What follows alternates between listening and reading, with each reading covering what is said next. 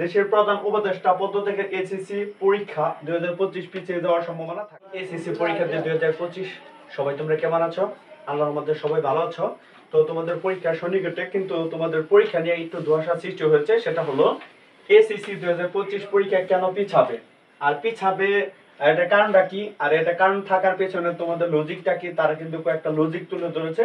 সেটা সম্পর্কে আমরা এখানে একটু তুলে ধরবো যে এসএসসি 2025 আন্দোলনে শিক্ষার্থীরা পরীক্ষাতে পিছিয়ে যাবে এবং 50 মার্কের পরীক্ষা নেওয়ার চিন্তা ভাবনা স্টুডেন্টরা তারা আন্দোলন করছে যে তাদের পরীক্ষাটা যেন 2 মাস পিছিয়ে যায় এবং তাদের পরীক্ষাটা যেন 50 মার্কের উপর হয়, সেটার উপর তারা বেশ কিছু জায়গায় আন্দোলন করছে। সেটা আমরা ভিডিও ফুটেজ আকারে তোমাদেরকে সামনে তুলে ধরবো। তো চলো আমরা একটু দেখতে পারি।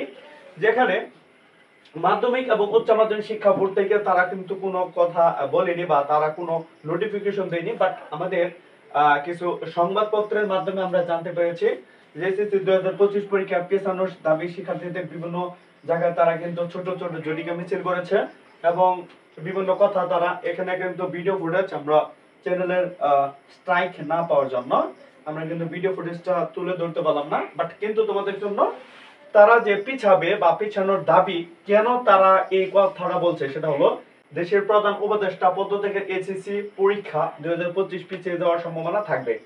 যদি প্রধান উপদেষ্টা পদত্যাগ করে তাহলে এসএসসি পরীক্ষা 2025 পিছিয়ে যাওয়ার সম্ভাবনা থাকবে। এটা একটা কারণ হিসেবে তারা তুলে ধরেছে। আমি এটা কতটুকু তোমরা কি মনে করো সেটা তোমরাই ভালোভাবে বলতে পারো। কারণ প্রধান উপদেষ্টা পদত্যাগ হলে পরীক্ষার উপর কতটুকু হস্তক্ষেপ করবে সেটা কিন্তু জনগণ এই ব্যাপারে মতামত প্রকাশ করবে, কারণ জনগণই কিন্তু সরকারের মেইন চাবিকাঠি।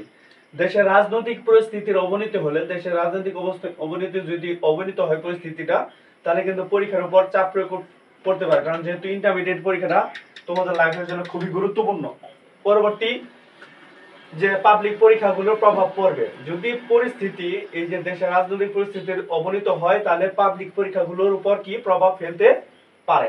এসএসসি 2025 সালে এবার 4 মাস পূর্বে পরীক্ষার রুটিন দিয়েছে। 26 জুন থেকে পরীক্ষা শুরু হবে, এরকম ভাবে কিন্তু 4 মাস পূর্বে বলেছিল।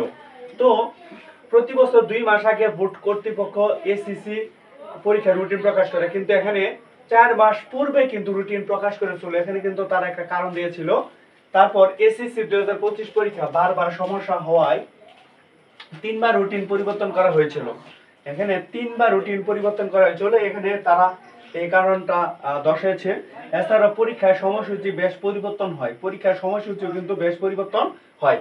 বন্যার প্রভাব এসএসসি 2025 পরীক্ষার কি প্রভাব ফেলতে পারে সেটাও কিন্তু তারা কারণটা দেখেছে। গত বছর সিলেট ও চট্টগ্রাম বোর্ডে বন্যার জন্য এসএসসি 2024 কয়েকটি পরীক্ষা পিছিয়ে ছিল, সেটা আর কি তারা টেনে আনছে কথাটা। এই জন্য তারা ওই কথা বলছে। জুন জুলাই মাসে অতিবৃষ্টির জন্য বন্যা ও জলোচ্ছ্বাস হয়েছিল। তো শিক্ষা বোর্ড জানিয়েছে বন্যার বা প্রাকৃতিক দুর্যোগের কারণে পরীক্ষা কেন্দ্র ব্যবস্থা নিতে পারে, বোর্ড বা পরীক্ষা কেন্দ্র কি নিতে পারে, সংশ্লিষ্ট ব্যবস্থা নিতে পারে। এই কিছু কারণ কিন্তু শিক্ষার্থীরা আন্দোলনের মাধ্যমে দেখিয়েছে যে এরকম এরকম কারণ, এর কারণে পরীক্ষাগুলো পিছিয়ে যেতে পারে। যদি পেছানো হয় তাহলে তোমাদের আন্দোলনগুলো কতটুকু হস্তক্ষেপ করবে, আর পরীক্ষা যদি পিছায় তাহলে তোমাদের অভিব্যক্তি কি এবং কত নম্বর পরীক্ষা হলে তোমাদের জন্য বেটার হবে সেটা কিন্তু কমেন্ট সেকশনে জানিয়ে দিবা। আজকে এই পর্যন্ত। ইন্টারমিডিয়েটের সকল তথ্য নিয়ে আমি সুমন আহমেদ তোমাদের সামনে প্রত্যেকদিন হাজির হব। আজকে পর্যন্ত সবাই ভালো থাকো। আসসালামু আলাইকুম ওয়া রাহমাতুল্লাহি ওয়া বারাকাতুহু।